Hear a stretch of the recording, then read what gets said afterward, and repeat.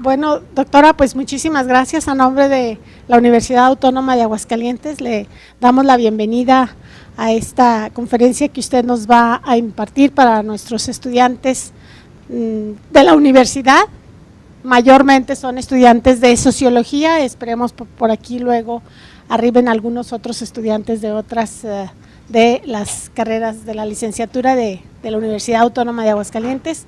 Agradecemos muchísimo que usted esté compartiendo con nosotros esta experiencia que usted podrá transmitir a los jóvenes y que esperemos ellos también de alguna manera empiecen algún diálogo, compartir con usted algo de su experiencia. Agradecemos mucho y pues le damos la bienvenida y le cedemos la palabra.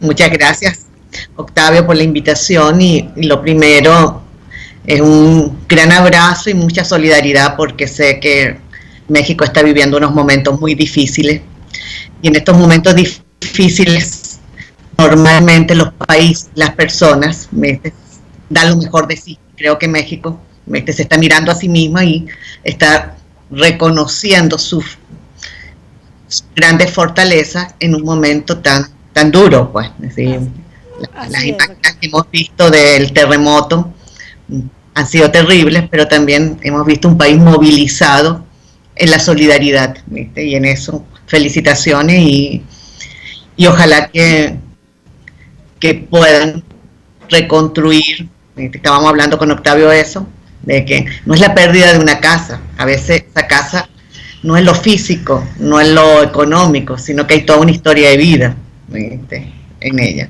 ¿Me escuchan? Sí, muy bien, gracias. Bueno, cuéntenme un poco qué les gustaría que conversáramos. Me imagino que un poco sobre la situación política venezolana. Sí, la propuesta fue escuchar a colegas de Argentina, Brasil y Venezuela sobre los procesos que se están viviendo. Lamentablemente, pues tendríamos que decir que son procesos de crisis diferentes en los tres países. Y bueno, la reflexión, como era convocada desde aquí, también es pensar en la crisis mexicana, que tiene otras características y otras condiciones, pero creemos que lo que hemos escuchado hasta ahora nos permite pues ampliar el pensamiento de lo que sucede en México, ¿no? Entonces hemos abierto la propuesta para escucharlos, para oír un poco de lo que están viviendo y de cómo lo están viviendo, confrontar lo que escuchamos por los medios masivos que generan pues muchas visiones falsas o estereotipadas. Entonces pues entendemos que lo que ustedes como personas que viven cotidianamente, que entienden el fenómeno, que no es lo mismo que oír a Televisa o a Globo o al Clarín o lo que cada quien tenga,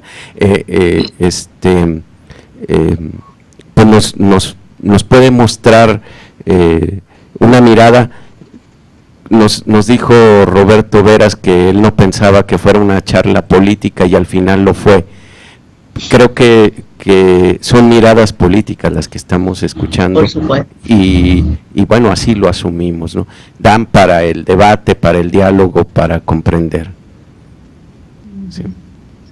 Bueno, lo primero es que los voy a invitar a un pequeño viaje en la historia, a épocas que, por lo que veo, la edad del auditorio, la mayoría de ustedes todavía no nacían, y que se refiere a la década del 90 del siglo pasado, que fue una década muy difícil en mi país, porque fue la década en que se intentaron tomar algunas medidas económicas vinculadas a lo que se denomina el neoliberalismo. Hubo una reforma económica y hubo una reforma laboral en 1997 que disminuyó algunos derechos de los trabajadores. Pero además, en todo ese proceso, pasaron, podríamos decir que es la década en que los partidos tradicionales que existían, casi desaparecen. Hay un periodo de mucha crítica a la misma noción de partido político. La palabra partido político comienza a ser asociado profundamente. Me voy a ir al cuarto. Aquí afuera hay un señor vendiendo, a lo mejor están escuchando. Sí, deja ver si puedo en el cuarto. Cosas que ocurren, está el vendedor de fruta. Bueno, poniendo el aire a lo mejor y en el cuarto se escucha menos. Bueno, ¿qué le estaba diciendo? Que comienza un proceso de profundo deterioro de todas las formas de organización social. En el país, la mayoría de la gente empieza a mirar con mucha desconfianza las formas de organización social más comunes. No hay forma. Bueno, es un fondo, no hay problema. Que no quise hacerlo en la universidad porque el internet nuestro es muy malo, pero acá nos están vendiendo ahora aguacates. Vamos a esperar que a ver si pasa el señor. Bueno, este deterioro afectó a dos instancias de organización importantes: los partidos políticos y las organizaciones sindicales. Prácticamente a final de la década, ser sindicalista o ser miembro de un partido político era sinónimo de ser corrupto. Y se estableció, sobre todo en las clases medias y en la élite, la idea de que todas esas organizaciones se habían apropiado de la renta petrolera y se habían desligado de los intereses de las grandes mayorías, que el tema de la pobreza, de la exclusión social, era un tema que no les importaba a la élite política ni a la élite sindical, y que la corrupción había sido tan profunda que el país estaba en pésimas condiciones. Entonces, en ese momento surge el señor Chávez, que viene del mundo militar, que en el año 92 había hecho un intento de golpe militar, que había estado preso, y en Venezuela el sistema político normalmente tenía como regla tratar de incorporar a todas las personas que de alguna manera cuestionaban el sistema político. ¿En qué sentido? En los años 70 en Venezuela hubo guerrillas, pero ya en los años 60, perdón, a mediados de los 70, la mayoría de los grupos guerrilleros se pacifican y el sistema le ofrece formas de participación política a través de cargos en el sistema parlamentario de ese momento, y también incorporar a los guerrilleros a puestos claves en algunas áreas. Generalmente todo lo que era la insurgencia cumplía periodos muy pequeños de prisión. Lo mismo ocurrió con el señor Chávez, que intenta un golpe de Estado, fracasa, va preso y el presidente de la República lo indulta, sale en libertad y toma una bandera como de, digamos, de redentor. Había que refundar la República y había que extirpar todas las prácticas de corrupción. Hay que decir que cuando asume el poder el señor Chávez, tiene un gran apoyo justamente de los medios de comunicación. Los medios de comunicación que habían sido parte muy activa en la campaña de poner en evidencia todas las deficiencias del sistema político, es decir, toman al señor Chávez como su candidato, es decir, a un grupo famoso que es el Grupo Cisnero, que es el dueño del principal canal de televisión venezolana y que dueño de DirecTV, le pone la plataforma comunicacional a Hugo Chávez y durante todo su primer año de gobierno. Y también había otro elemento, que Venezuela históricamente ha sido un país con tendencia al caudillismo y con una alta presencia de militares en la toma de decisiones políticas. Si voy a más atrás, si uno analiza el siglo XX venezolano y lo compara, por ejemplo, con vuestro siglo XX, la mayoría de los, cuando ustedes estudiaban en el colegio, los presidentes, vuestros presidentes eran civiles, en cambio los nuestros no. La primera mitad del siglo XX estuvimos gobernados por militares con un intento civil que duró 3 años. Y los civiles solo empiezan a ocupar el cargo de presidente de la República desde 1958 hasta 1998, que a pesar de que viene por un proceso electoral, quien asume el poder es un militar. Y dos, era un militar que no tenía experiencia política previa, venía de los cuarteles.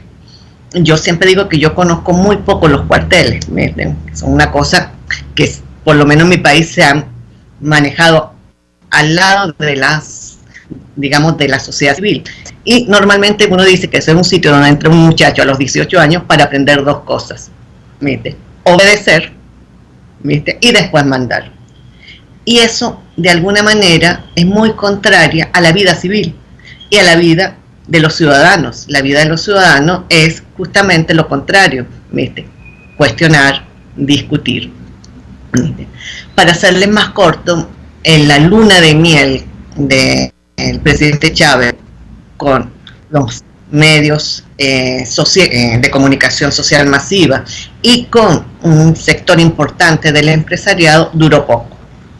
Duró poco porque también había la creencia, tanto de los medios de comunicación como de algunos empresarios, que ellos podían manejar a Chávez. Y resultó que no. Y resultó que el señor tenía su propia personalidad y tenía su propio proyecto político. En el 2002 hubo un intento de golpe de Estado, apoyado por empresarios y por organizaciones sindicales, y Chávez sale del poder por 48 horas. Ese intento de golpe de Estado hizo que el presidente empezara a girar más sus políticas, y desde unas políticas claramente socialdemócratas comienza a desfilar que terminó denominándose en el 2007 el proyecto de socialismo del siglo XXI. Un proyecto que ha implicado la estatización de muchas empresas. Por ejemplo, Cemex, que era una empresa mexicana de cemento, fue estatizada. Y se ha reducido profundamente la participación del sector privado en la economía. A modo de ejemplo, los datos oficiales dicen que en el año 99 habían casi 600.000 personas que se declaraban que eran patronos, o sea, empleadores. Esa cifra se ha disminuido a la mitad a finales del año 2016, o sea, ha habido una gran destrucción del empleo.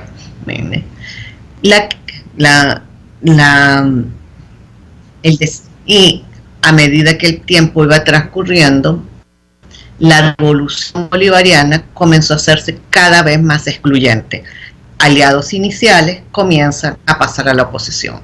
Eso ocurre en el área que yo trabajo, que es en el movimiento sindical. Nosotros vimos como una central que fue creada por el presidente Chávez, ya en el 2007 le hace algunos cuestionamientos, dirigentes sindicales empiezan a cuestionar la forma en que el presidente maneja las relaciones laborales de la empresa estatizada. Inclusive en una empresa, a modo de anécdota, un dirigente muy chavista, que era Rubén González, que era el secretario general de la empresa ferrominera, que es la que lleva los trenes hacia las minas, hizo una huelga porque el contrato colectivo estaba vencido y no había renovación. Hacer esa huelga le costó estar 17 meses preso. Y solo fue liberada con una presión muy fuerte porque era una zona muy industrial. Entonces, el gobierno empieza cada día a hacerse más autoritario, y a partir del 2007 empieza también a cerrar canales de televisión bajo un manto de cierta legalidad, porque las concesiones de los canales de televisión, y es lo mismo me imagino en México, son estatales, ¿viste? Y cada cierto tiempo los dueños tienen que hacer unos procedimientos ante una oficina estatal para solicitar la renovación. A este canal, que era el canal más tradicional como Televisa, ¿viste?, se le vencía la licencia en el 2007 y no se le renovó.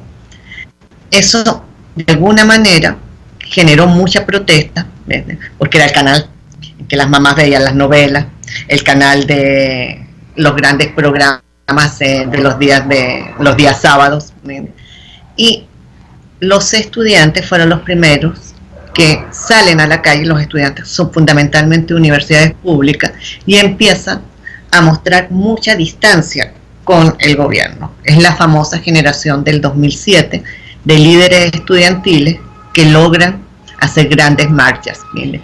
Y ese otro elemento, las universidades públicas en Venezuela siempre han sido universidades muy vinculadas a la izquierda, y se decía que este era un gobierno de izquierda. Entonces era muy contradictorio, porque nunca las fuerzas chavistas lograban conquistarlo a ustedes, a los estudiantes. Cada vez que había una elección se presentaba un candidato vinculado al chavismo y la perdía en universidades públicas. Y eso demostraba también era por qué los estudiantes, que tienden siempre, entre comillas, a ser como muy contestatarios, el movimiento estudiantil siempre se vincula a tendencia de izquierda, no lograba, ¿viste?, establecer ningún tipo de relación con el proyecto bolivariano. Y era porque era un proyecto muy autoritario, ¿viste?, un proyecto negador de la esencia de la democracia y de la esencia de las universidades públicas. Las universidades públicas son espacios plurales, son espacios de encuentro de gente de diversas tendencias ideológicas, pero también de diversas clases sociales, ¿viste?, y hasta de diversas edades. A veces en un mismo salón, ustedes son jóvenes, pero a veces aparece una señora de mi edad que se le ocurrió estudiar, ¿viste?, y eso le da una vida a la universidad diferente.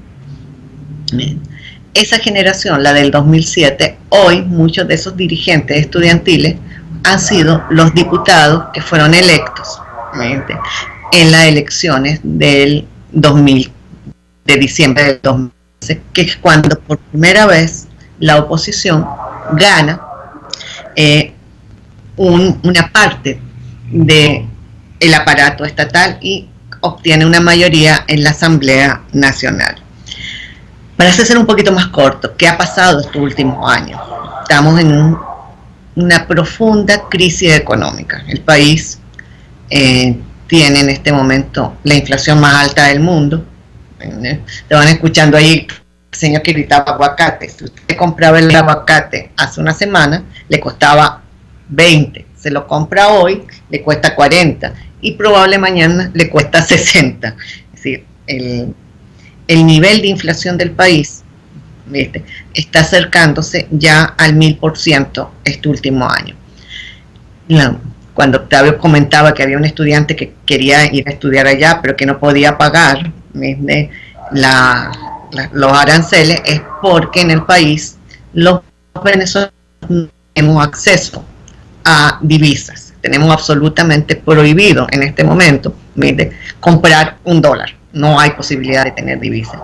Y además hay un control de cambios, hay un valor oficial de la divisa y un mercado paralelo, un mercado negro.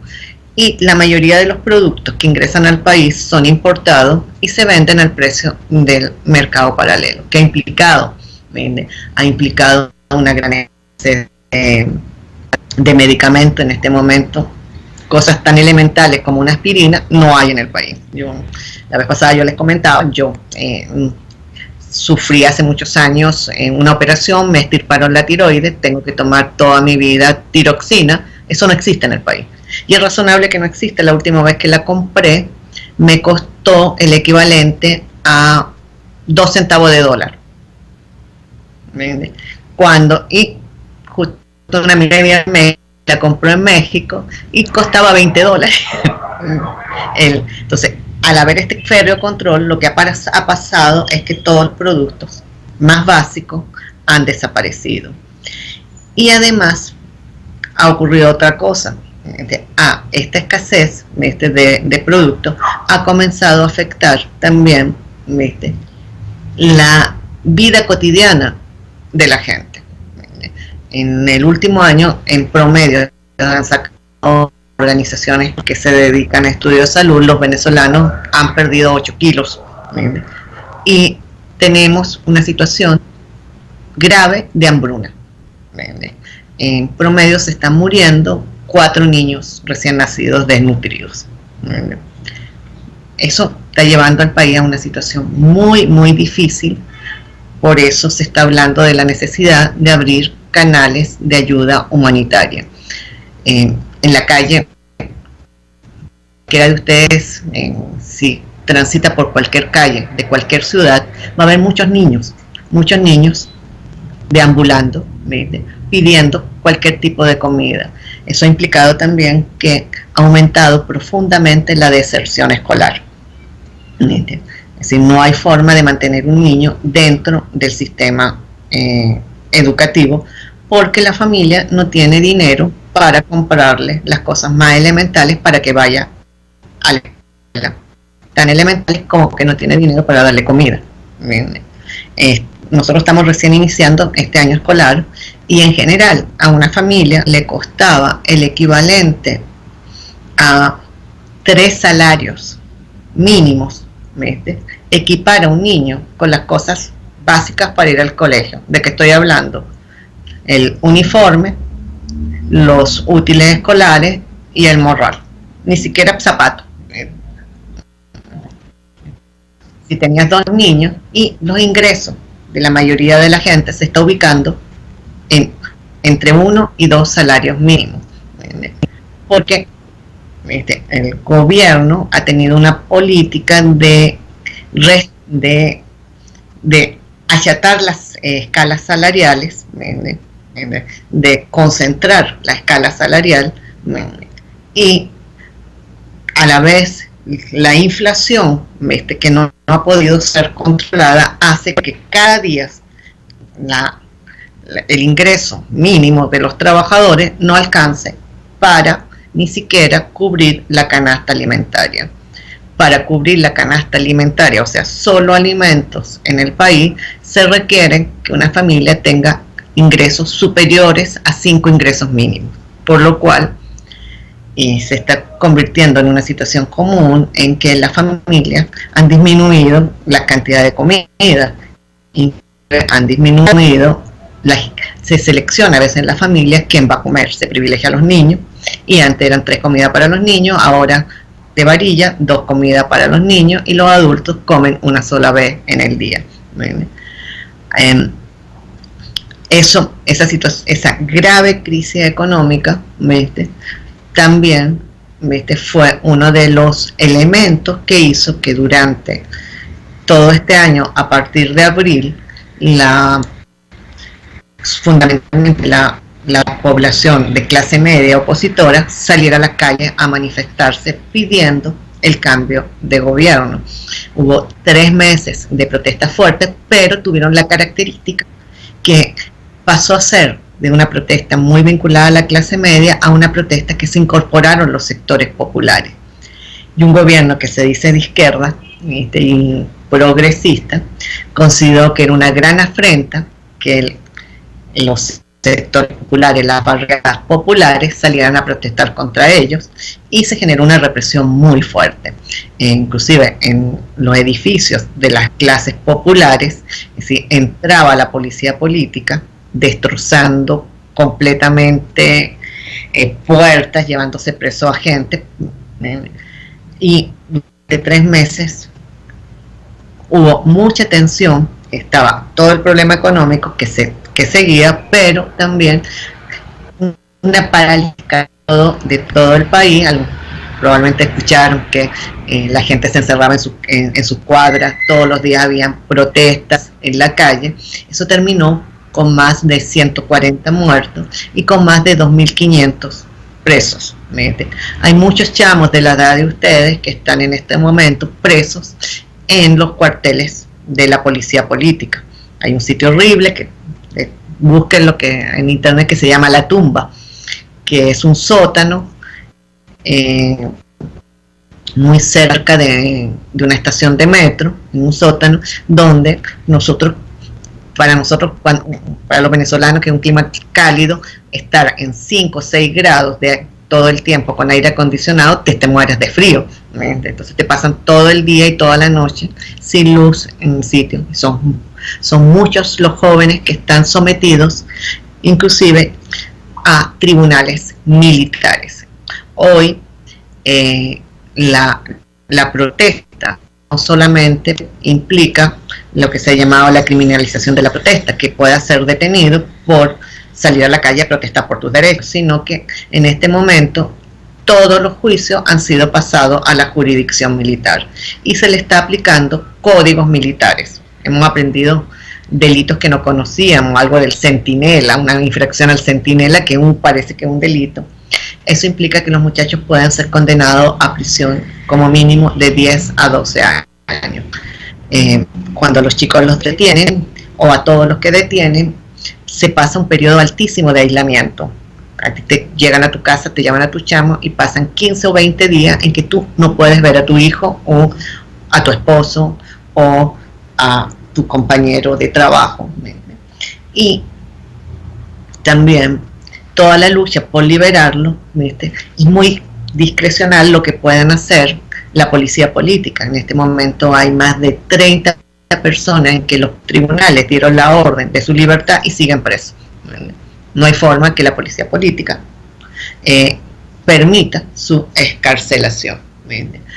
Hoy, en estos días, se están organizando en el país, que ha generado también mucho revuelo en la oposición, las elecciones para elegir los gobernadores. Nosotros somos un estado federal, en cada estado se elige la figura del gobernador. Entonces, esa elección constitucionalmente debió haber ocurrido en diciembre del año pasado, pero el Consejo Nacional Electoral la postergó, buscando un mecanismo de que el gobierno pudiese mejorar su posibilidad de ganar algunas gobernaciones. De momento, en general, las encuestas serias hablan que el gobierno no pasa de un 20% de apoyo. Algunos decimos 20% con una crisis tan grande de salud. No hay los productos de la quimio, hay gente que se ha muerto por falta de... Nos parece que sigue siendo un porcentaje de apoyo fuerte, que no se explica simplemente porque la gente dice que esa es la gente que trabaja para el gobierno, no necesariamente, porque el gobierno conserva, y es uno de los grandes retos de la oposición, conserva mucha fuerza en los sectores más pobres, ¿viste? Que aún no pierden la esperanza de que este gobierno pueda en algún momento preocuparse por su situación, ¿viste? Pero en vez de haber disminuido la exclusión social estos últimos años, ¿viste? A pesar de que la renta petrolera ha sido altísima, llegó a estar a más de $100 el barril de petróleo, ¿viste? Lo que ha ocurrido es que ha aparecido una nueva clase política, ¿viste? Una clase política que, si los anteriores gobernantes se apropiaban de la renta petrolera, esta clase política se la apropia en forma mucho más reducida, ¿viste? Y hay una alianza muy fuerte, ¿viste?, con elementos del narcotráfico. Venezuela dejó de ser un sitio de tránsito para ser un sitio donde ya hay producción de cultivos, pero también centro de negocios. Y esa es una alianza fundamentalmente con los sectores militares. Hay una gran penetración del ejército por negocios vinculados con el narcotráfico, y además, al reducirse la renta petrolera, el grupo que la maneja ha ido como reduciendo el reparto de esa misma renta. Entonces tenemos en este momento le llaman los bolichicos porque son muy jóvenes, y el de boli es por los bolivarianos y por su afecto a la compra de dólares, y se ha generado todo un negociado con la importación de productos básicos. Hay un dólar que maneja solo el gobierno, regulado, para comprar alimentos, y es un dólar que está a un precio muy bajo, y tú, a modo de ejemplo, un dólar para comprar leche en el extranjero o pollo cuesta 10 bolívares, pero en la calle, si el gobierno te asigna ese dólar, ese mismo dólar tú lo puedes vender en 25.000 bolívares. Entonces, el negocio de acceder a los dólares que da el gobierno para comida y medicina, que no compran ni comida ni medicina, se ha convertido en una fuente no solo de corrupción, sino de la generación de unas nuevas riquezas. Por eso, en estos días han aparecido en la prensa una serie de sanciones a funcionarios del gobierno venezolano en que le están congelando cuentas millonarias en Estados Unidos. No es fácil. A uno dice, ¿cómo es posible que una persona que ocupa un cargo de ministro tenga cuentas en Norteamérica por 100 millones de dólares? No hay forma de justificar esos ingresos. Bueno, ¿qué tenemos en este momento? Me imagino que los compañeros que hablaron de Argentina y Brasil le hablaron de esta tendencia de estos gobiernos progresistas que habían tomado el poder en la región y que habían tomado muchas medidas en favor de los sectores menos favorecidos de cada una de esas sociedades. En Venezuela se hizo, es verdad que durante la primera década del siglo XXI, entre el 2000 y 2010, hubo una disminución de la pobreza, hubo un aumento de la presencia de los niños en el sistema educativo, aumentó la matrícula inclusive en un área que es muy difícil, que es escolar, pero todo eso fue sustentado en el crecimiento de los precios del petróleo. Cuando el presidente Chávez asume el poder, el barril de petróleo estaba a $9. En su mejor momento llegó a $100 el barril de petróleo. O sea, el país se inundó de dinero, y al inundarse de dinero hubo un chorreo hacia los sectores populares, pero no fueron políticas dedicadas a las causas estructurales de la extrema pobreza. Al disminuir el chorro petrolero, volvió a una pobreza tan grande o mayor que la que existía en los años 90, cuando comienza la gran crisis al sistema político bipartidista. El país gobernaban dos partidos de centro. En una época gobernaban los socialdemócratas y otra vez los demócratas cristianos. Eso muere, y en este momento enfrentamos, como les decía, grandes incertidumbres. Tenemos grandes incertidumbres en cuanto a cosas tan elementales como si mañana va a haber comida en el país, si los medicamentos vamos a poder conseguirlos. Solo están adquiriendo medicamentos la gente que tiene de alguna manera vínculos con el extranjero, que viene alguien y te los trae.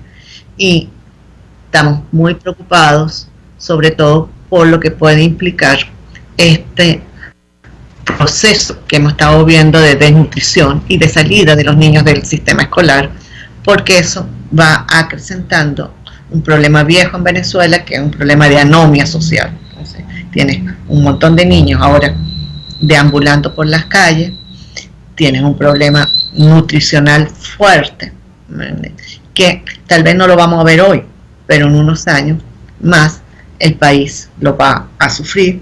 Y tienes por otro lado una descapitalización terrible de lo que se denomina la intelectualidad, los profesionales. En mi universidad, este regreso a clase ha implicado que casi más del 50% de los estudiantes han retirado el semestre porque se están yendo del país. Y los profesores también se están yendo porque la situación económica, más sumado al tema de la inseguridad, hace que, y lo deben saber, tenemos en este momento fuera de Venezuela casi 2 millones de personas, que es una cifra alta para un país de 30 millones de habitantes. Y esos 2 millones son fundamentalmente jóvenes como ustedes, la mayoría universitarios. Entonces, por ese lado también es una pérdida de lo que se denomina la inteligencia del país, de toda la clase que había educado a sus hijos y que podían ayudar a reconstruir. A veces nosotros decimos que nos estamos convirtiendo en un país de viejos, porque cada vez tenemos menos jóvenes por acá en el país. Algo, si me quieren preguntar. Bueno, pues vamos a pasar el micrófono a los chicos. Ya que se fue el señor, voy a sacar me regreso a mis.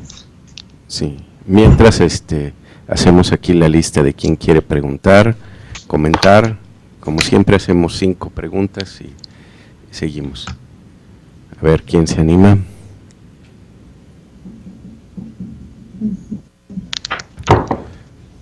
Sí, adelante. Sí.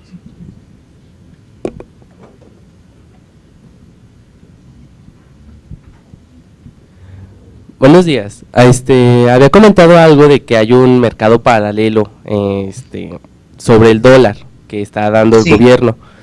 Al menos el gobierno está tomando algunas medidas para ¿cómo decirlo?, contrarrestar ese mercado paralelo y mantener una economía un poco más estable.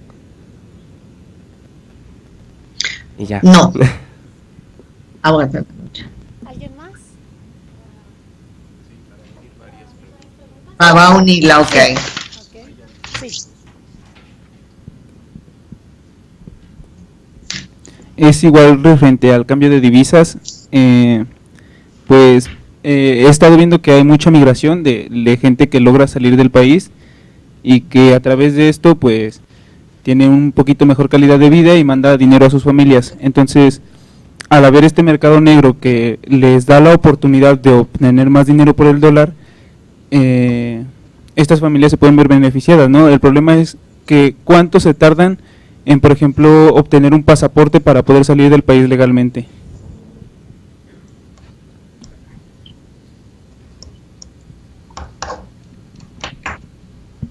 Bueno, yo quiero preguntar sobre más de la devaluación de su moneda, que es el bolívar, y en sí cómo ha afectado todo, porque yo tengo un amigo y dice que para agarrar el metro son 30,000 bolívares, algo así. Me había dicho que era exagerado, que necesitaba llevar un montón de billetes y demás. Entonces eso se me hace muy interesante.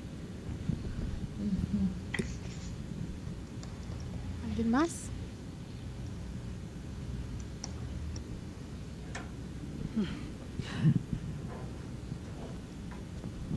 Jacqueline, yo quiero hacer una pregunta en lo que se animan los chicos a hacer más. ¿Cuál es el papel de Estados Unidos en lo que pasa en Venezuela? Nosotros tenemos 2 discursos, ¿no? Uno así como es un proyecto socialista y hay que defenderlo, lo que oímos acá en México. Y otro es una dictadura y que ojalá un día entren los americanos y metan orden. Pero tras oír las 2 charlas parece ser que tras el fracaso de muchos de los modelos está el gobierno o están los americanos, quien sea, ¿no?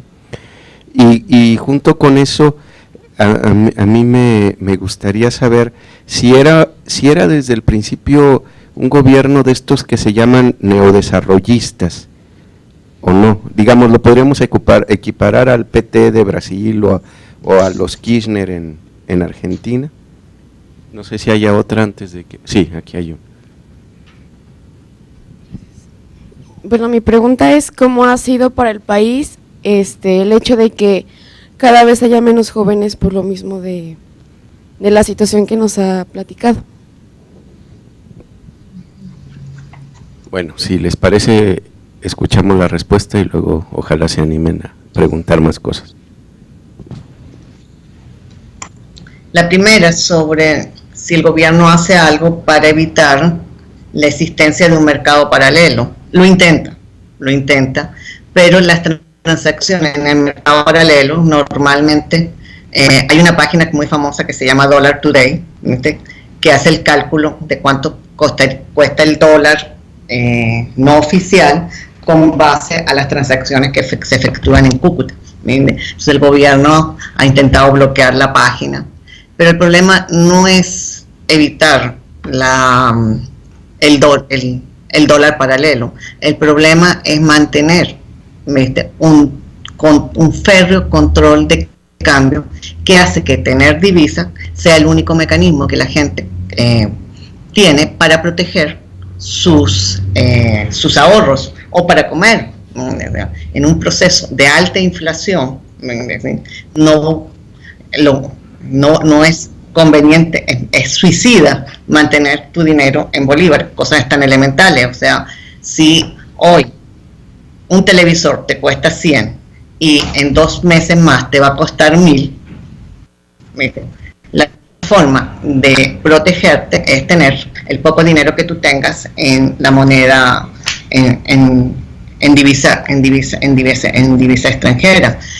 Y justamente, si las familias están mandando dinero, obviamente, si yo recibo de mis hijos $100, no los voy a cambiar en el mercado oficial, donde me van a dar 2.000 bolívares por cada dólar, si a la vuelta de la esquina una persona me puede dar 25.000 bolívares por cada dólar. Entonces, el tema es, de alguna manera, la eficacia de los controles estatales sobre la economía. Hasta, por lo menos en Venezuela, cada vez que, y eso no es solo de este gobierno, de muchos gobiernos, cada vez que se montaba un control sobre la economía, lo que hacía era estimular que apareciera un mercado paralelo para vender ese mismo bien. Entonces, más que rectificar o tratar de solucionar todas las medidas que toma el gobierno, es profundizar un estilo de hacer economía, un estilo de medidas económicas que están pensadas en el control. Es un Estado profundamente controlador y represivo. Y ahí viene la otra pregunta: es represivo pero ineficiente. O sea, en este momento, sacar un pasaporte te puede demorar casi un año, porque nunca hay papel. Pero si tú pagas al funcionario, puedes tener el pasaporte en tus manos en 48 horas. O sea, nosotros tenemos todo un mecanismo de corrupción estatal que te permite acceder a ciertos productos o a ciertos bienes a través de los propios funcionarios de gobierno, pagando coimas. Entonces, ¿qué es lo que se ha producido en estos años? Un aumento impresionante de los cobros indebidos, es decir, la corrupción ha aumentado. Lo que te contaban tu amigo de la vida cotidiana, o sea, en este momento estamos con serios problemas. Uno, la inflación es altísima, entonces ese es lo que está vendiendo ahí afuera, papas y aguacates, para pagarle. No tenemos efectivo, pero además si fuéramos a pagarle, tendríamos que llevar un montón de billetes. Pero creo que por aquí tengo.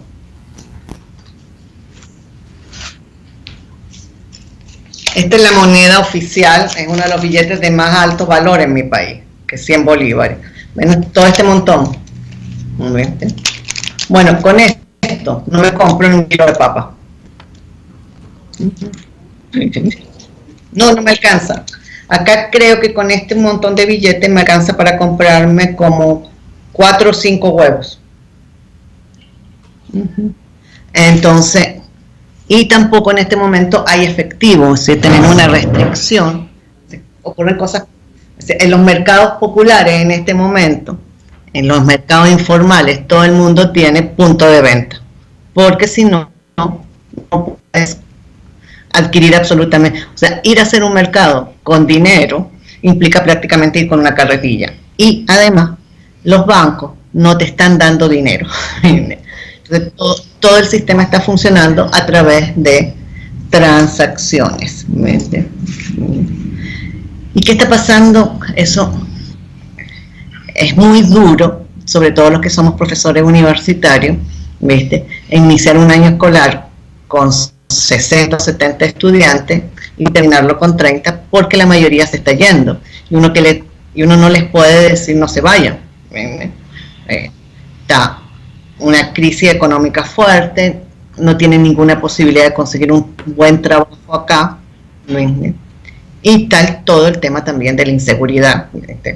Nosotros nos hemos vuelto expertos en generar toda una estrategia para que ustedes, por ejemplo, los jóvenes, vayan a una fiesta. O sea, tienen que salir de la casa muy temprano. Si la fiesta es a las 10 de la noche, a las 6 de la tarde ya lo estamos dejando en el edificio de los amigos, y se tienen que quedar toda la noche y regresan al día siguiente después de las 8 de la mañana, porque también los asaltan.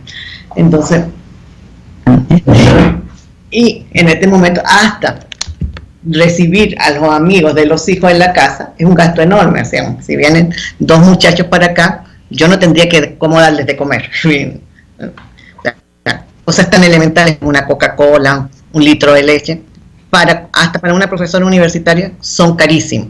Entonces, la vida cotidiana cada día es más complicada. Tu pregunta sobre los gringos, sobre Estados Unidos, y además en un momento con un presidente como Trump, nadie puede esperar nada bueno de él. Y además, para América Latina la relación siempre con Estados Unidos fue difícil. Yo no sé si ustedes conocen un viejo chiste de los 70 que decía que cuál era la razón, porque en Estados Unidos no habían golpes de Estado, y era porque ahí no había embajada gringa.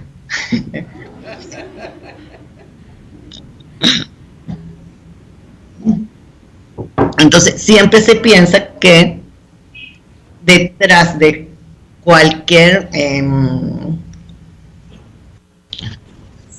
situación de cuestionamiento de un gobierno que tenga diferencias con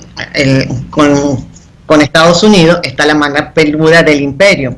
Y este es un gobierno muy especial, porque tiene pésimas relaciones con los gringos, pero los barquitos de petróleo nunca han dejado de salir de aquí para la economía norteamericana. Venezuela es la dueña de la principal cadena de gasolineras de Estados Unidos, Sigot. Entonces, por un lado, y ahora hay alguna alianza con algunas empresas norteamericanas. Entonces, más que lo que se dice es que un gobierno acosado por el imperio, por ser un gobierno de izquierda que está enfrentando los intereses de Norteamérica, este es un gobierno que ha tenido una confrontación verbal con Estados Unidos, que ahora se ha ido profundizando, sobre todo con el presidente Trump, que ha hecho un montón de sanciones, pero tiene relaciones con otros, y esos sí son imperios. Por ejemplo, hay una alianza estratégica con China en una región minera que se llama el Arco Minero, donde hasta la tierra de esa zona es muy buena para hacer unos microchips. Hay un montón de riqueza, y toda esa zona ha sido entregada a empresas chinas.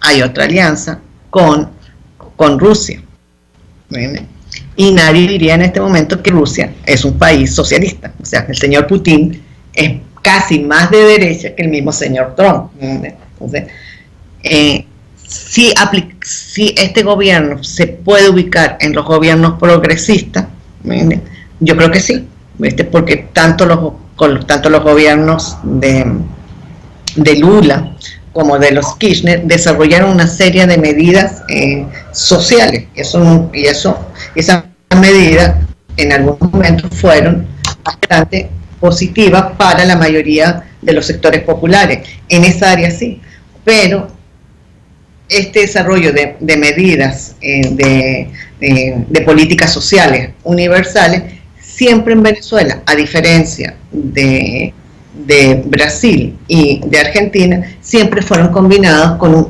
alto autoritarismo. Y creo que eso tenía que ver fundamentalmente, una, por la debilidad de la sociedad civil venezolana, la destrucción, como les dije, en los años 90 de las estructuras partidistas y el origen del presidente Chávez, que era militar. Lula es un tipo que viene de los sindicatos, es un tipo que sabe negociar, porque toda su vida fue una vida dedicada a la negociación. Cualquier dirigente sindical sabe que tiene que estar todo el tiempo negociando o con el patrono o con las tendencias sindicales que hay en su propia organización. Construir un partido político. En el caso del presidente Chávez no. Es decir, él empieza a construir su estructura política cuando ya asume el poder, porque cuando recién llega al poder no había un partido chavista. Y el partido que construye es un partido formado fundamentalmente por ex militares. Entonces, el elemento autoritario siempre convivió con el proyecto político chavista. Y ese elemento autoritario, a partir de la muerte del presidente Chávez, se ha ido profundizando. Ya en la época del presidente Chávez no habían presos políticos, pero hoy han aumentado. Más que un gobierno neodesarrollista, hoy tenemos un gobierno que toma medidas tan neoliberales como las que pudo haber tomado en algunos momentos los gobiernos del PRI en relación al salario, o es más neoliberal que Macri, sumado a una alta represión. ¿Algo más? Bien. Por atrás. Hola. Con todos los argumentos que nos ha dicho de eso del control y la represión que se da, aparte de las condiciones del mejoramiento que pide la oposición, ¿qué es lo que quiere en sí la oposición y cómo contesta el gobierno, qué argumentos sostiene y qué escenario se ve a futuro?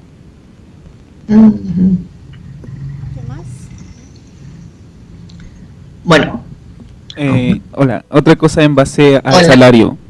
Estuve viendo una información, no sé qué tan actualizada sea, que por ejemplo una persona que cobra 200,000 bolívares al mes, de los cuales solo 50,000 recibe en efectivo y 150,000 en unos vales para cambiarlos por comida en ciertos días. Entonces, respecto también a los llamados bachaqueros, que son los que hacen las filas y lo cambian, ¿qué perspectiva tiene la gente o cómo se los ve de que pues tengan acceso a los productos más fácil, pero a mucho mayor costo debido a los bachaqueros? Perdón, doctora, una de las estudiantes quiere volverle a preguntar, hacerle un cuestionamiento. Sí, me gustaría saber cómo a qué se está enfrentando el país ante la, ¿qué será?, ausencia de los jóvenes o que los jóvenes tengan que irse, pues. Una última para este bloque.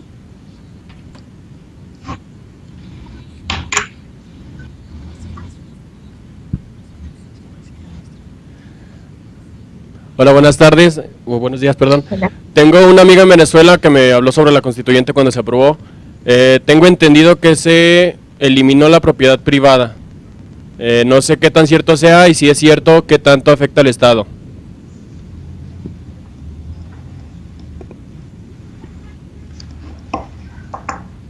¿Sí gusta, doctora? ¿Dar respuestas? ¿Listo? Adelante. Ok. La primera sobre la oposición. En Venezuela es muy diversa. Es una oposición que va desde sectores de derecha hasta sectores de izquierda. Desde gente que tiene teorías muy liberales a gente socialdemócrata, inclusive socialista. La mayoría de la oposición se aglutina en lo que se llama la Mesa de Unidad Democrática y ha intentado en diversas ocasiones procesos de diálogo con el gobierno. Y es un diálogo muy complicado porque en general el gobierno nunca cumple nada de lo que ofrece y menos de lo que pide la oposición. Una de las principales peticiones para sentarse en la mesa de diálogo fue, bueno, por lo menos liberen a los presos políticos que tienen orden de excarcelación. No lo han hecho. Y es difícil sentarse. ¿Y qué es lo que pide la oposición? Lo primero que pide es elecciones. Elecciones transparentes con que el Consejo Nacional Electoral tenga una composición mucho más que refleje todas las fuerzas políticas y no solo una fuerza. 2, respeto a la Asamblea Nacional que fue electa en el 2015 y el gobierno la desconoce y no la deja funcionar. Inclusive ahora, como montó su famosa Asamblea Nacional Constituyente, funciona en el mismo sitio, en el hemiciclo que originalmente solo tendría que funcionar la Asamblea Nacional, y la considera en desacato, y cada vez que la Asamblea dicta una ley, el Tribunal Supremo la declara inconstitucional. Entonces se pide respeto a la Asamblea Nacional Constituyente y apertura del canal humanitario. Ha comenzado una mesa de negociación, que debe reunirse nuevamente el 27 de este mes. Mañana habrá una República Dominicana, pero ninguna de las peticiones más elementales ha sido satisfecha por el gobierno. Y es muy difícil sentarse en una mesa de negociación cuando el presidente de la República, después de instalada la mesa de negociación, públicamente salen en cadena nacional insultando al principal líder de la oposición, diciéndole que el presidente de la Asamblea Nacional, que lo va a meter preso por ser un apátrida, que va a solicitar a la Fiscalía que le quite la inmunidad parlamentaria. Entonces, y con una serie de epítetos descalificativos. Si yo no me puedo pedirle a otro que se siente a negociar conmigo, y lo primero que lo hago es decirle, desde grosería hasta que es un vendido. Entonces, eso ha dificultado. No veo en este momento clara la posibilidad de un entendimiento entre gobierno y oposición, y eso que se ha intentado muchas veces. Porque nosotros, sobre todo los que venimos de la izquierda, y yo soy de izquierda, decimos que este es un gobierno que tiene algunas características casi neoliberales. Efectivamente, el salario mínimo está en 80.000 o 90.000 bolívares, y después el resto del salario se llama cesta ticket, están en efectivo también, pero esa cantidad, más del 60% del ingreso de los trabajadores, no tiene carácter salarial. Por ejemplo, un trabajador, si trabaja una hora extra, en vez de pagársela con base a los 300.000 bolívares que está ganando, se la terminan pagando con 90.000 bolívares. Ya quisieran, por ejemplo, los empresarios argentinos lograr algo así. Acá lo hizo el propio gobierno. Y existe una serie de productos que el gobierno reguló. Para adquirirlo, tú tienes que levantarte como a la 1 de la mañana, como a las 5 de la mañana empiezan a repartir unos números y aparecen esos famosos bachaqueros, que pasan toda la noche y compran los productos y después los venden. ¿Cómo evitarlo? Es casi imposible. Es casi imposible porque tienen relaciones con la policía. Entonces, la propia policía muchas veces es la que organiza porque los bachaqueros le pagan a la policía protección. Entonces, ¿cómo evitar eso? Fundamentalmente llegando a acuerdos con el sector productivo, dejar de expropiar empresas. Hace poco acaba de cerrar otra empresa por falta de materias primas. Y la pregunta sobre la constituyente, no es verdad que la constituyente eliminó la propiedad privada. La constituyente ha tomado otro tipo de medidas, pero vive amenazando. Son como amenazas que están ahí latentes. Lo que pasa es que inclusive hacen declaraciones, miembros de la Asamblea Constituyente, hay mucha gente que se fue del país y dejó su apartamento cerrado. Entonces dice, a todos esos apátridas que abandonaron el país, hay que expropiarle el apartamento. Entonces, eso genera como angustia en la gente, que con mucho esfuerzo compró un apartamento, pero tampoco lo puede alquilar porque el gobierno reguló el precio de los alquileres y es casi imposible cuando tú alquilas un inmueble después recuperarlo. Entonces, han ocurrido eventos con algunos sectores casi mafiosos del chavismo que se han metido en edificios a ver apartamentos vacíos. Entonces eso ha generado como mayor angustia. ¿Y qué implica esa ausencia de los jóvenes? ¿Viste? Es terrible, ¿viste? Es la fuga de cerebros, ¿viste? Es un país en que su juventud, inclusive algunos antes se iban recién graduados, ahorita se están yendo ya casi iniciando la carrera universitaria. O sea, el país se está quedando, ¿viste?, sin una generación de profesionales, ¿viste? Y otros países están aprovechando una mano de obra que fue formada en Venezuela, ¿viste?, y que no va a regresar, ¿viste?, porque en general cuando mucho joven se va, al poco tiempo consigue pareja, tiene más facilidad de adaptarse, y no tiene ningún sentido regresar a un país que no le está ofreciendo ni siquiera la posibilidad de comprarse ni siquiera un apartamento, ni siquiera la posibilidad de comprarse un blue jean. O sea, lo que gana de sueldo no le alcanza para comprarse el blue jean o para irse a comer una hamburguesa con los amigos a un restaurante de comida rápida. Entonces, esa va a ser muy difícil, porque es lo que nos está quedando, gente con muy poca formación y más encima en estos momentos con problemas de nutrición. Tenemos en este momento lo que se ve en el futuro es muy desalentador y muy preocupante. Es un país de muchos viejos y de niños desnutridos.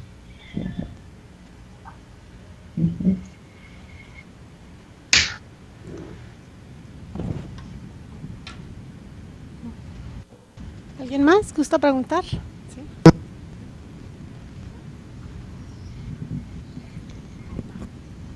Yo, buenas tardes. Quería preguntarle sobre el sector salud y todos los casos de epidemia que hay sobre malaria y dengue. ¿Qué se está haciendo? Porque incluso vi que estaban como privatizando la información, no la daban, la estaban ocultando. Entonces, esa es mi pregunta. Bueno, aprovechando que se pregunta sobre la salud, a mí me gustaría preguntar qué está pasando o cómo está resolviendo Venezuela desde la política la cuestión de todos estos niños, toda esta problemática de salud que están teniendo con los recién nacidos y con los adultos mayores y el hecho de que tanto producto básico esté escaseando. ¿De qué manera el gobierno justifica o argumenta esta situación que se vive en el país?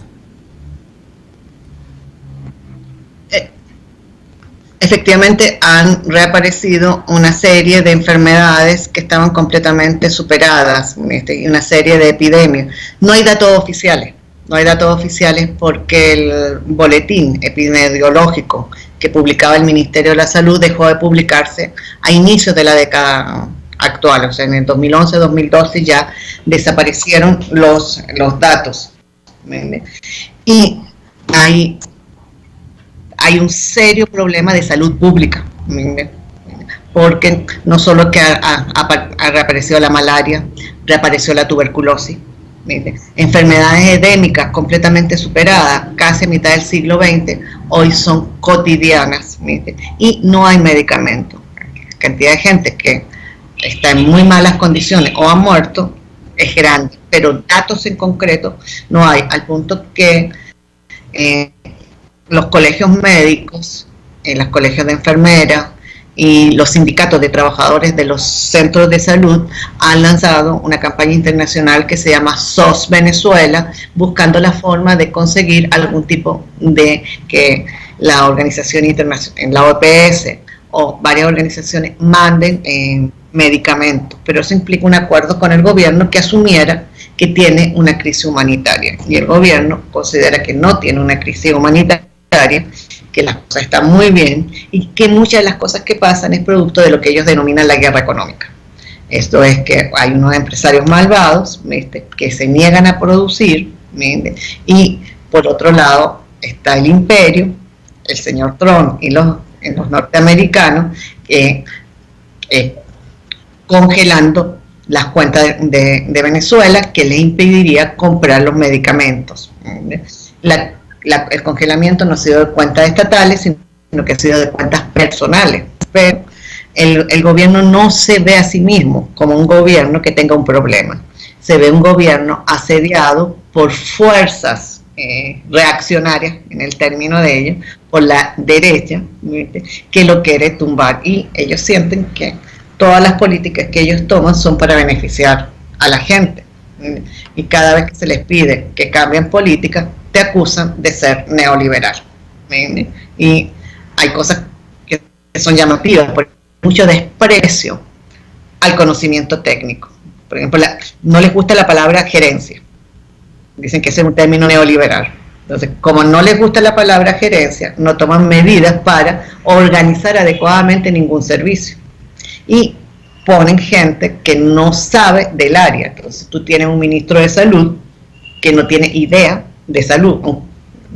Pones a alguien en la industria petrolera que no sabe lo que es un pozo petrolero. Entonces, y además de los temas de corrupción, tienes malas gerencias que en vez de aliviar la crisis, la terminan profundizando. El gobierno, su problema fundamental es que tiene una oposición que denomina apátrida, y le achaca a esa oposición todos los males que está viviendo la situación económica del país, siendo que el dueño de empresas por las nacionalizaciones es el Estado, siendo que para adquirir medicamentos solo los puede comprar el Estado. A ver, hasta hace poco hubo unos barcos que tenían que traer medicamentos y se devolvieron porque el gobierno no les paga. También está con crisis de dólares, entonces, y tiene mala fama ya internacionalmente de mala paga. Entonces, eso no tiene que ver con un empresario maluco, sino que tú fuiste a comprar al exterior, te fiaron y nunca pagaste como Estado. Entonces, ya tampoco tiene grandes proveedores. Entonces, eso hace que todos los análisis económicos dicen que la situación no va a mejorar en el corto plazo. Al revés, cada día va a ir empeorando.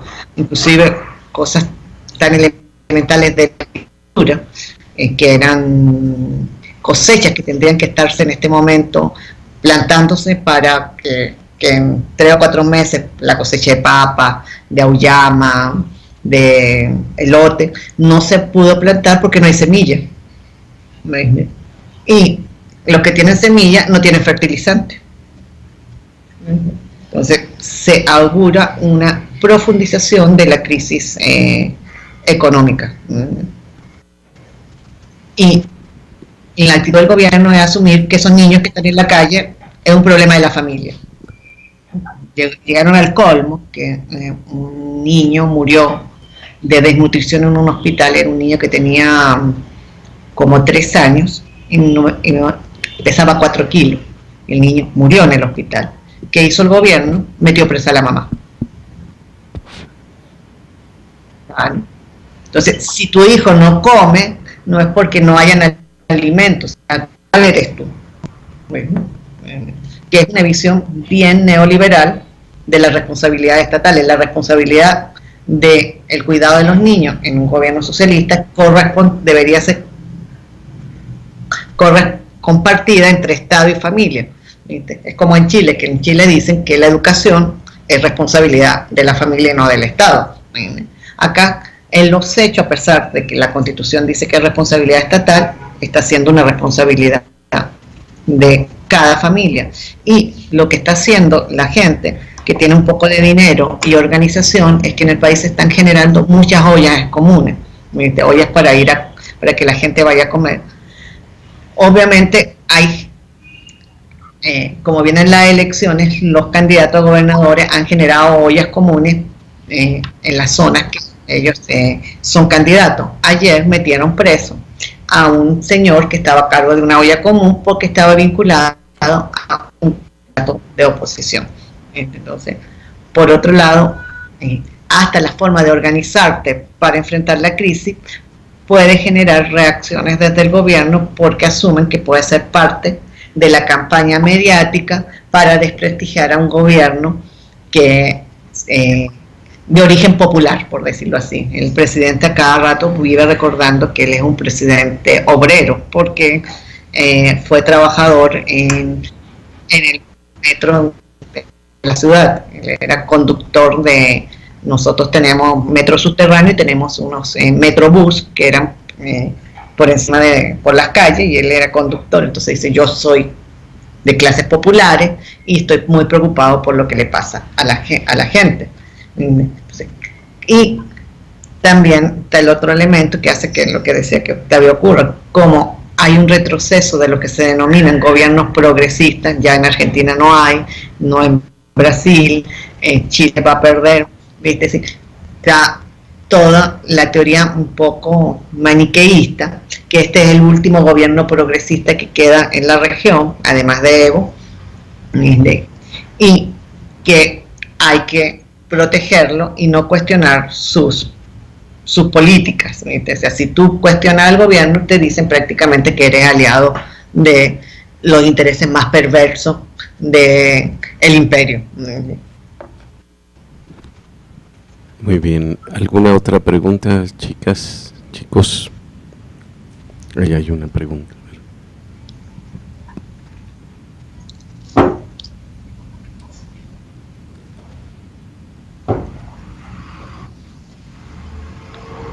Hola, ¿qué tal? Buenos días. Hola, ¿cómo estás? Muy bien. Quería saber, en cuestión a las protestas, mencionaba que hace tiempo fueron como muy frecuentes.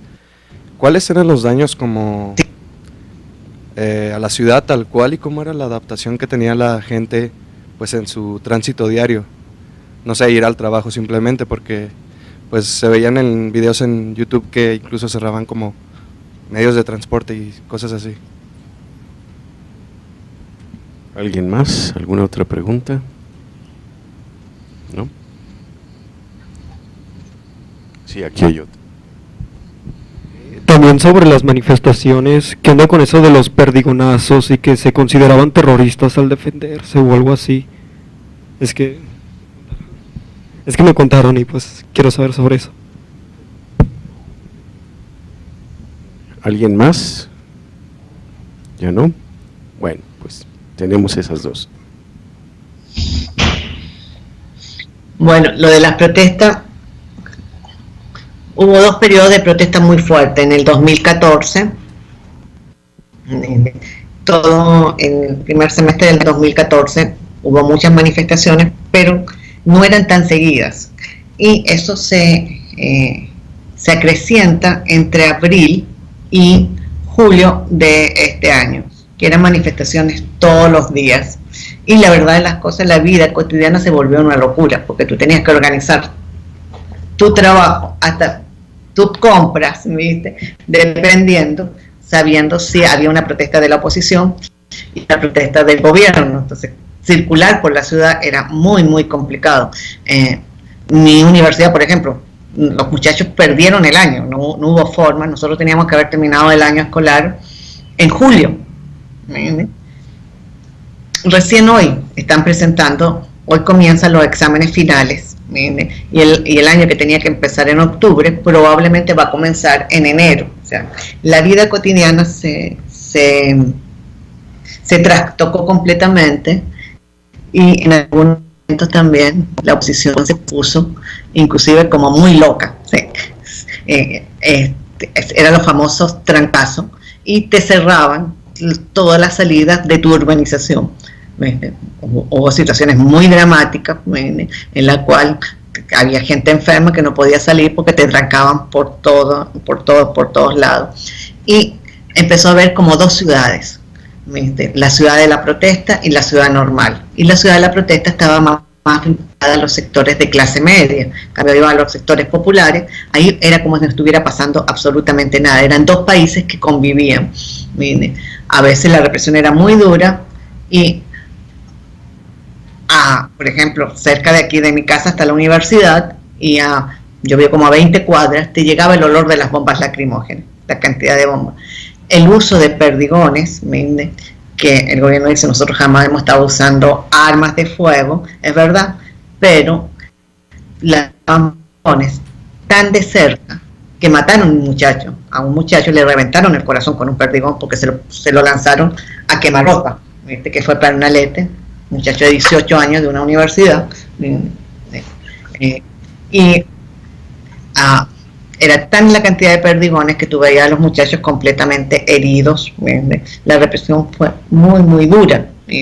Y se les acusaba de terroristas. ¿Quién eran los terroristas? Eran jóvenes, más o menos de la edad de ustedes, que salían a la calle y se montaban para evitar que los perdigones les llegaban unos escudos. Se llamaban los escuderos, y le respondían a la policía lanzándole de vuelta las bombas lacrimógenas. Se convirtieron en expertos en agarrar las bombas antes que se las reventara y devolvérselas, y hacían bombas molotov, que era la otra cosa, pero nunca se pudo acusar a esos muchachos que estuviesen armados, y la policía en algunos casos no solo le respondía con perdigones, sino con balas de verdad. Por eso hubo más de 120 asesinados por las fuerzas policiales, y en los casos que no eran las fuerzas policiales, eran grupos paramilitares del propio gobierno, que actuaban protegidos por la policía y la Guardia Nacional. Estaba la primera fila de los guardias nacionales, y detrás aparecían unos tipos armados de civiles que le disparaban a los jóvenes. La represión fue muy, muy dura, y parece ser de que sectores vuelven a las protestas en la calle en las próximas semanas. Sobre todo va a depender mucho cómo termine el proceso de elecciones de gobernadores que está planteado para el 15 de octubre. Si la oposición gana, como se está previendo, la mayoría de las gobernaciones, probablemente vuelva la conflictividad política, porque el gobierno no va a aceptar mucho esos resultados, buscar formas de disminuir el impacto de esos resultados. Y además, si la situación económica sigue agravándose, ya han ocurrido varios conatos de saqueos. Entonces, la gente, hay hambre. Entonces, probablemente van a seguir entrando a los supermercados a buscar la comida, lo que se consiga.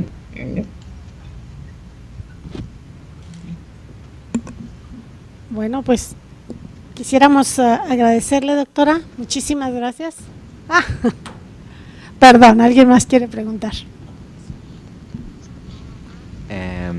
Buenas tardes. Tengo dos preguntas. Bueno, número uno, ¿usted considera que la crisis en Venezuela es por, bueno, como los medios yanquis nos lo venden, por el malvado socialismo? Ajá. Y número dos, ¿cómo cree que es posible mejorar la calidad de vida de los venezolanos? O sea, me refiero, ¿es una solución más que nada económica, de bajar la inflación, una cosa social y se resolvería con, no sé, una revolución, o es un cambio completo del sistema? Mira, probablemente ustedes tengan acceso a información mayor que yo, porque nosotros acá tenemos muy pocos medios no oficiales. La mayoría de los medios de comunicación son medios estatales o fueron comprados por gente afina al gobierno. Obviamente, la crisis tiene que ver con la toma de medidas políticas y económicas no concertadas. Desde que asumió el presidente Chávez, más del 40% de la población estaba en contra votaba siempre por alternativas diferentes a presidente Chávez. Y eso, en vez de ir disminuyendo, ha ido aumentando. La cantidad de gente que se opone a ese tipo de medidas ha ido creciendo, porque no se le ven los beneficios concretos. ¿Qué saco yo?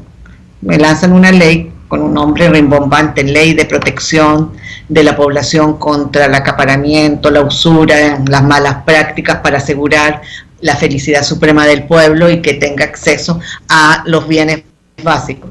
Y por ahí lo decían, oye, ustedes conocían el nombre, bachaquero. Yo voy a comprar a la esquina una canilla de pan, tengo una cola de 2 cuadras. Y muchas veces cuando yo llego ya no queda pan. ¿De qué me sirve tener un pan regulado, barato, si no puedo acceder a él? Y la mayoría no lo está logrando. ¿Qué hay que hacer? Yo creo que la única forma de superar un conflicto es a través del diálogo y de reconocer al otro. Acá no hay ni un socialismo malvado ni una posición apátrida. Hay personas, hay ciudadanos con diversas visiones de cómo debe manejarse la economía, la política, cómo construir un país. Y creo que hay que buscar los puntos de consenso. Acá, por ejemplo, no es verdad que toda la oposición sea neoliberal y de derecha. Nunca ha mencionado que el principal recurso del país, que es el petróleo, sea estatal, cosa que no lo hizo el señor Chávez. La nacionalización del petróleo fue en el año 76. 2, nunca en el país se ha cuestionado que deben haber algún tipo de controles sobre la economía, pero los controles no pueden terminar ahogando la iniciativa privada. El país siempre se ha movido que es tanto mercado como Estado sea necesario. Hay algunas actividades económicas que la deben desarrollar los privados, hay otras actividades que deben ser del sector público, pero para que el sector público sea eficiente debería concentrarse en ciertas actividades que hace un ministerio siendo dueño de una arepera, que una arepera es como la famosa arepa que comen como una taquería, o que en el ministerio tengan una venta de tacos, o en este momento son dueños de las empresas que producen café. En el momento que las nacionalizaron, desapareció el café. Entonces, quedan muy pocas empresas privadas. Al nacionalizar las otras y estas otras no están produciendo, la escasez ha aumentado. Si ya se demostró que como administrador de esa área no eras muy bueno, regrésaselas a las empresas privadas con reglas claras. Eso te puede dar mayores ingresos para que tú te dediques a lo que tienes que dedicarte. Tienes una epidemia, han aparecido una serie de enfermedades, tus recursos deben ir para allá. ¿Eso qué implica? Que la salud pública debe ser universal y gratuita, que tienes que mejorar tu escuela, pero no tienes por qué estar a cargo de una empresa de cemento. El cemento, déjaselo a una empresa privada, ponle regla a la empresa privada. Por ejemplo, Cemex, que era dueño de la cementera, tenía una serie de reglas en cuanto a la repatriación de su ingresos, tenía que hacer inversiones en el país, pero no se lo quites, porque ¿qué lograste? Que desapareciera el cemento del país. Entonces, no creo que sea simplemente un problema de un socialismo malvado, pero sí creo que hay una alta ineficiencia, porque también, como les decía, hay mucho desprecio al conocimiento técnico, y eso todas las industrias públicas están pagando la mala toma de decisión en torno a los gerentes. Y la única forma de solucionar cuando un país tiene posiciones enfrentadas, cuando hay un conflicto, es sentarse a dialogar. No solo en un país, cuando en una familia hay grandes conflictos, la única forma de solucionarlo es cediendo. Y negociando. Creo que la negociación tiene que ser sincera y ambos lados tienen que dar demostrar buena fe en la negociación. Creo que facilitaría mucho la negociación en este momento si solo la policía política soltara los demás 40 chamos que están presos sin orden judicial, devuélvenlos a su casa. Eso aliviaría, porque con eso tú dices, estás dando un dato de buena fe que quiero solucionar.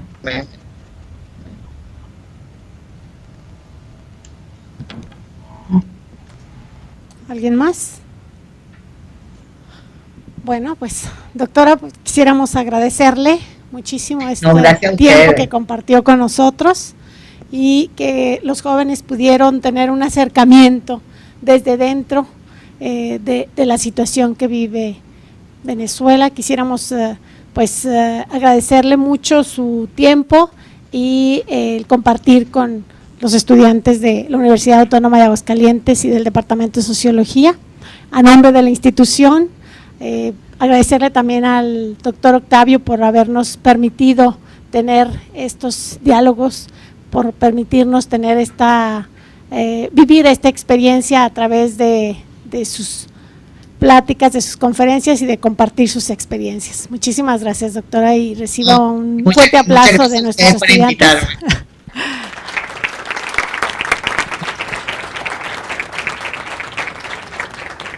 Gracias a ustedes y en serio, mucha fuerza porque sé que todavía la reconstrucción de México va a tardar después de ese gran terremoto y que sé que la vida cotidiana debe haberlo afectado a todos.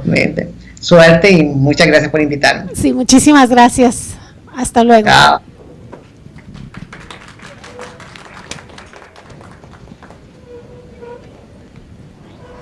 Gracias, Jacqueline. Nos comunicamos más tarde.